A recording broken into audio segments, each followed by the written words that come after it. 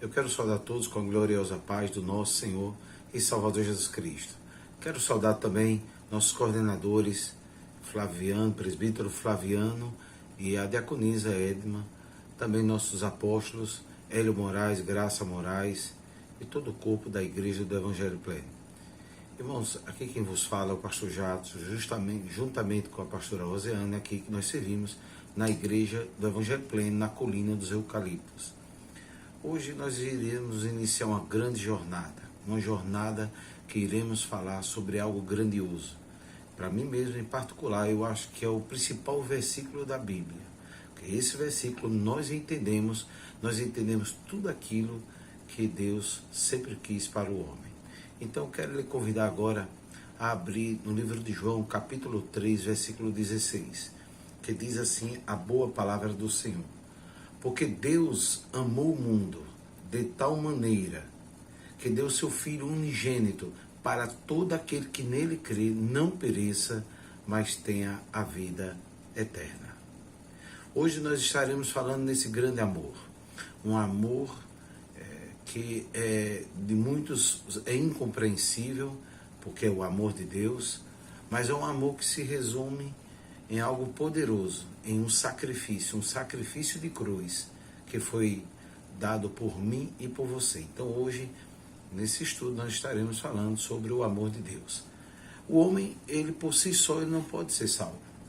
Ele só pode ser salvo porque Deus o amou e porque ele o sacrificou a própria vida por amor de mim, por amor de você.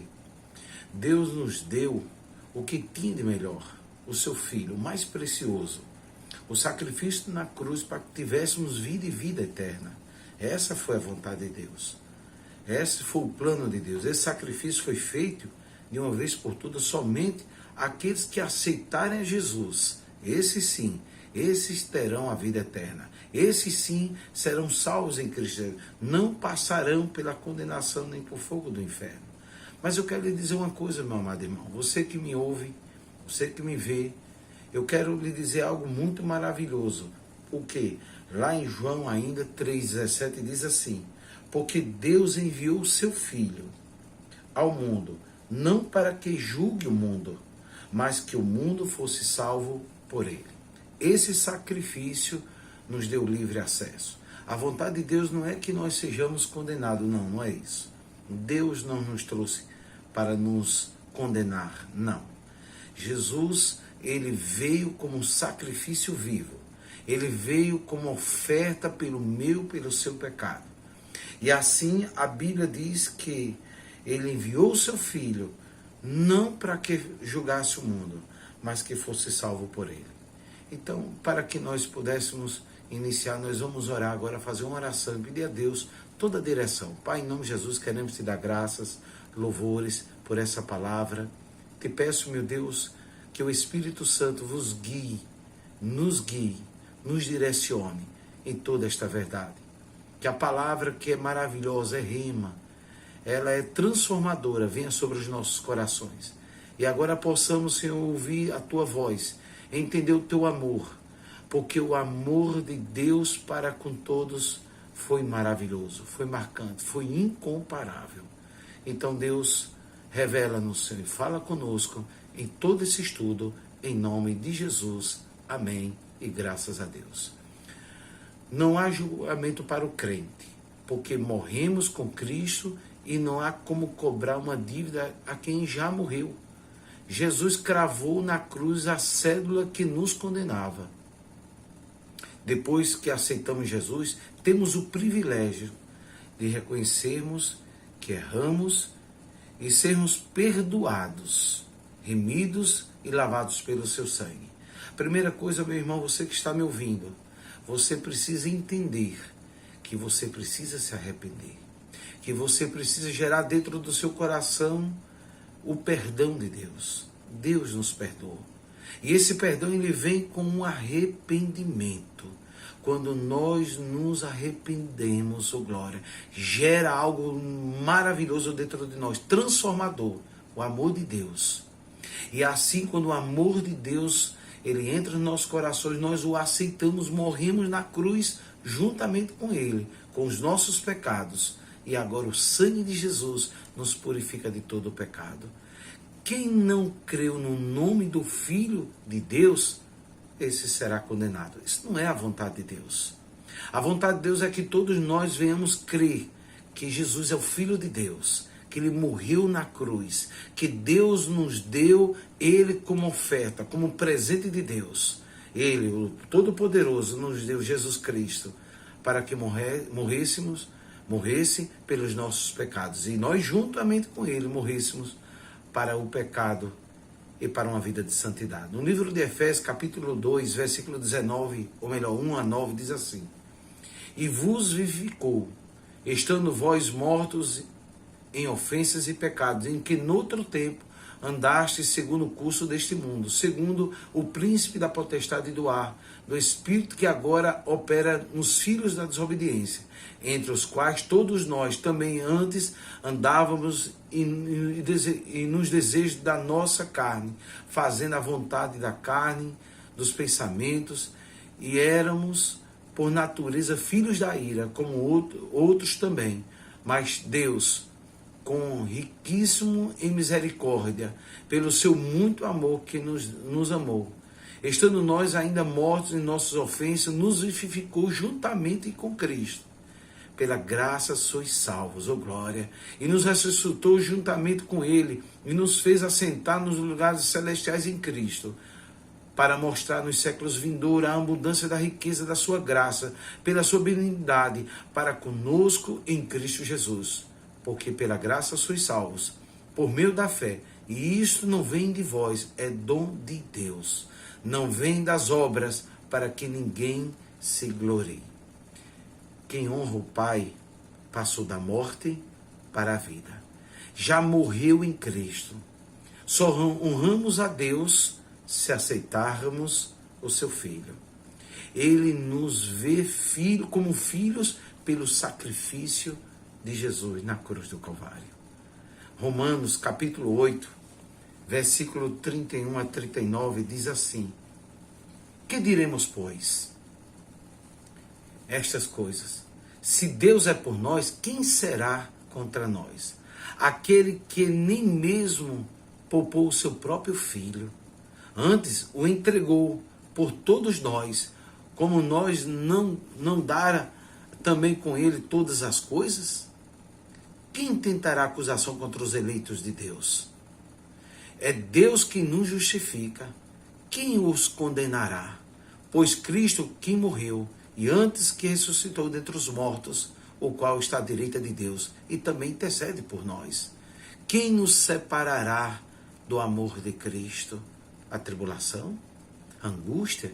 A perseguição? A fome? A nudez? O perigo? A espada? Como está escrito: por amor de ti, somos entregues à morte todo dia. Somos sepultados como ovelha para o matadouro. Mas em todas estas coisas somos mais que vencedores por aquele que nos amou, porque estou certo que nem a morte, nem a vida, nem anjos, nem principados, nem potestade, nem presente, nem porvir, nem altura, nem profundidade, nem outra criatura poderá nos separar do amor de Cristo, que está em Jesus Cristo, o nosso Deus. Oh, meu irmão, que coisa maravilhosa. Nada nos separará do amor de Cristo. Você pode declarar isso hoje. Aí começa uma grande obra dentro de mim, de você, chamado regeneração. Grave essa palavra. Ele nos regenerou. Ele nos fez uma nova criatura. Ele nos faz sentar em lugares maravilhosos. A regeneração é a solução de Deus para o homem, para o pecador. Quando Deus, no princípio, criou céus e terra, antes de criar o homem, ele já tinha um plano completo. Então, pastor, o senhor quer dizer que Deus não foi pego de surpresa? Não, meu irmão. Ele sabe todas as coisas. Ele conhece todas as coisas. Ele criou tudo. Ele é Deus. Ele é. Não há outro. Deus é magnífico quando faz um plano de uma vez por todas. Ele sabia que Lúcifer, sim, ele ia cair. Sabia que havia tudo isso. Sabia que Adão ia desobedecer, pecar. Ele sabia que o povo iria crucificar Jesus, o nosso Salvador. Ele sabia, até o juízo final. Ele já tinha em seus planos, e não muda de acordo com a consequência. Não, na eternidade, onde está, ele vê tudo, do início ao fim. Ele é o alfa, ele é o ômega. O plano de Deus é perfeito e não muda. Ele é onipotente, onisciente, onipresente, portanto sabe tudo. Oh glória! O Salmo 139 retrata bem. Muito antes de ter te formado no ventre da tua mãe, ele já sabia tudo. Ele esquadrinha tudo. Desde o início, Deus já preparava o sacrifício que iria apresentar para resgate do homem. Deus já tinha preparado o cordeiro já estava pronto. No livro de João, capítulo 1, versículo do 1 ao 3, diz assim: no princípio ele era o verbo estava com Deus, e o verbo era Deus, ele estava no princípio com Deus. Todas as coisas foram feitas por ele, e sem ele, nada que foi feito se fez.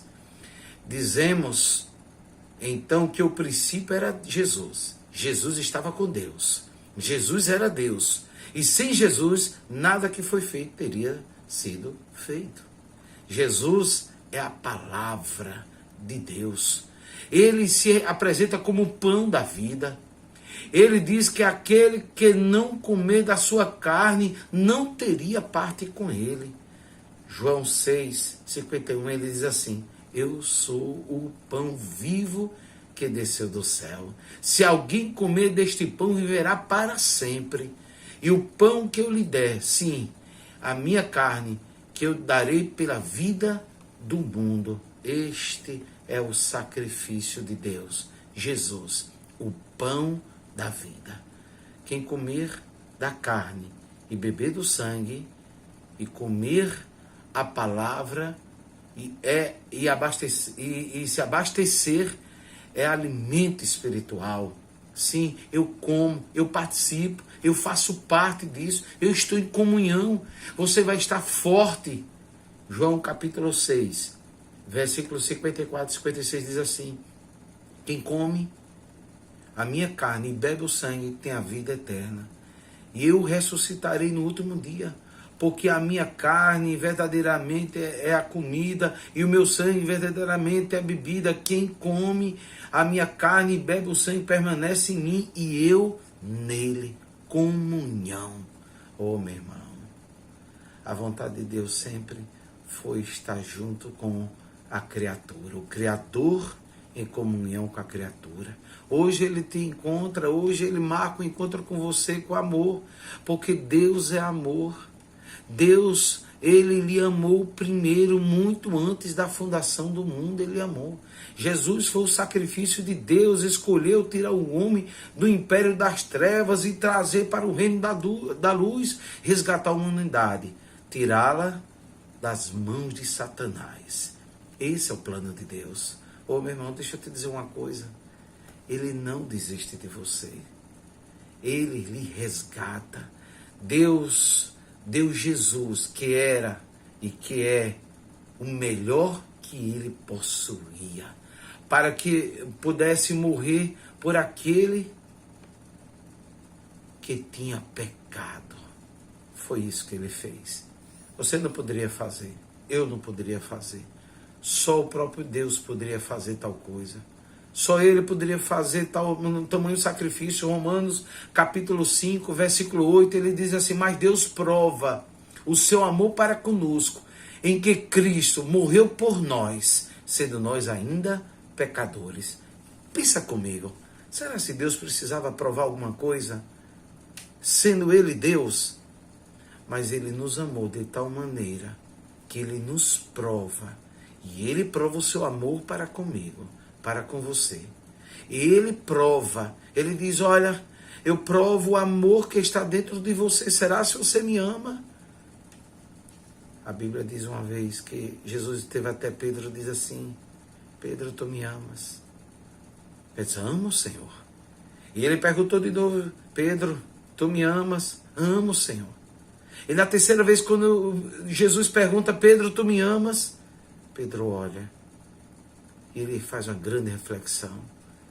Eu acredito que naquela hora Pedro diz assim, será se eu conheço o amor verdadeiro? Será se esse amor que eu conheço, eu sou capaz de renunciar a tudo por esse amor? Aí Pedro responde assim, Senhor, tu sabes. Sabe por quê, meu irmão? Ah, meu irmão, você não sabe de coisa alguma, eu não sei de coisa alguma. Ah, nossos planos têm de ser os planos do Senhor. A nossa vida não mais nos pertence, mas pertence ao Senhor. E ele diz que prova o amor para conosco, que Cristo morreu por nós, nós ainda sendo pecadores. Talvez você não entenda essa profundidade, porque realmente é muito profundo. Mas Deus nos amou, Deus te amou. Deus não precisa nos provar nada. Nós é que devemos provar a Deus que nós o amamos e que nós entregamos a nossa vida a Ele, que nós nos arrependemos dos nossos pecados. Ei, irmão, deixa eu dizer uma coisa. Deus não tem vontade em te punir. Ele não tem prazer na tua morte. Ele veio para salvar, é o plano dele, ele veio para regenerar, porque a alma estava corrompida do pecado, a morte estava batendo a porta, mas ele veio como resgatador, oh glória! Ah, meu irmão, a palavra de Deus nos diz que somos a menina dos seus olhos, oh glória! Lá em Salmos, lá em Zacarias ele fala, mas muitas das vezes nós não damos crédito a isto. Conhecemos a palavra, mas não praticamos, não buscamos crescer nela. Achamos que sabemos demais. E ficamos parados no tempo e no espaço. E nós vamos morrer sem conhecer o mistério de Deus? Jamais. Não. Aceite ser regenerado, aceite esse amor, aceite o perdão de Deus, seja perdoado, aceite sim esse nascer de novo com o amor de Cristo. A regeneração começa em nossa vida, um processo de restauração da imagem moral de Deus, porém, enquanto não formos inteiramente santificados, glorificados, não podemos refleti-lo o modo perfeito dos nossos pensamentos e ações. No momento nós estamos aqui em um processo até a volta de Cristo. Todo dia nós morremos, todo dia nós ressuscitamos, todo dia nós abandonamos algo, porque a cada dia nós somos regenerados em Cristo. Em Marcos capítulo 7, no versículo 21 e 23, note comigo, diz assim, porque de dentro do coração dos homens é que procede os maus desígnios, a prostituição, os furtos, o homicídio, a adultério, a avareza, a malícia, o dolo, a lascívia, a inveja, a blasfêmia, a soberba, a loucura. Ora, todos esses males vêm de dentro e contaminam o homem. Você viu, meu irmão, como nós somos falhos? Você viu como os nossos pensamentos são? Se o amor de Deus não nos encontrar, se nós não permitirmos a regeneração, se nós não nascermos da água e do Espírito, se esse amor, que é o amor de Deus, não nos envolver e você não aceitar esse perdão de Deus, nós não conseguiremos vencer o pecado. Só se vence o pecado quando há um amor verdadeiro dentro de nós. Deus não distingue entre pecados cometidos na mente e os consumados por ação. Maus desígnios são pensamentos maus, de onde procedem todos os males e pecados. Prostituição é o pecado sexual em geral. Furto é o mesmo que tomar de si e que não lhe pertence. Homicídio é a ação de matar o ser humano, é o assassinato, adultério, é a infidelidade conjugal, traição. A avareza é o ato de desejo, de posse ilícita, exagerada. Inclusive, o que se diz a respeito na área sexual. Malícia é o termo geral para se referir a atos de maldade. Meu irmão, tem tanta coisa que eu poderia falar aqui. A regeneração é necessária, porque todos os descendentes de Adão e Eva herdaram o pecado deles e são moralmente incapazes de fazer o que é bom. A regeneração é um ato realizado só por Deus, no qual ele renova o coração do homem, fazendo reviver depois de estar morto. A alma é renovada, o coração é um novo e vivo coração.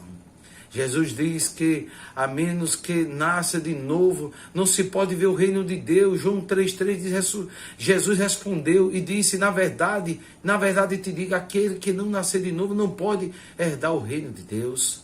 Sem a graça de Deus, os pecados não podem encontrar a porta, muito menos entrar por ela. João 15:5 disse Jesus, sem mim nada podeis fazer. Meu irmão, no livro de Salmos, capítulo 51, versículo 2 diz assim, lava-me completamente a minha iniquidade. Purifica-me o meu pecado, porque eu conheço as minhas transgressões, e o meu pecado está sempre diante de mim. Contra ti somente pequei, fiz o que era mal à tua vista, para que seja justificado quando falares, e puro quando julgares. Eis que em iniquidade fui formado. Aqui no Salmo 51, o homem declara que é pecador, que reconhece que é pecador. O salmista aqui reconhece que Deus pode o justificar, que Deus pode o limpar, que Deus pode o regenerar. Meu irmão, que nesse estudo você possa declarar e reconhecer e entender que você precisa do amor de Deus, que você precisa regenerar, que você precisa essa regeneração de Deus, essa comunhão de Deus. Jeremias 17:9 diz assim, enganoso é o coração mais do que todas as coisas, e desesperadamente corrupto, quem o conhecerá? Só Deus pode sondar o teu coração. Pastor, então o que é que eu faço então, se só Deus pode sondar o meu coração? Abra o coração para que Ele possa habitar, e Ele possa dar um novo e vivo coração. Talvez hoje você está morto. Talvez hoje você está perguntando, será se é possível Deus me amar? Talvez você está perguntando, será se Deus pode, me ama? De tanta coisa que eu já fiz de errado. Deixa eu te dizer uma coisa, meu irmão. Para Deus nada é impossível. Abra seu coração. Declare-o. Entrega a sua vida a Ele. Meu amor é para com Deus. E Deus me ama, entenda este amor.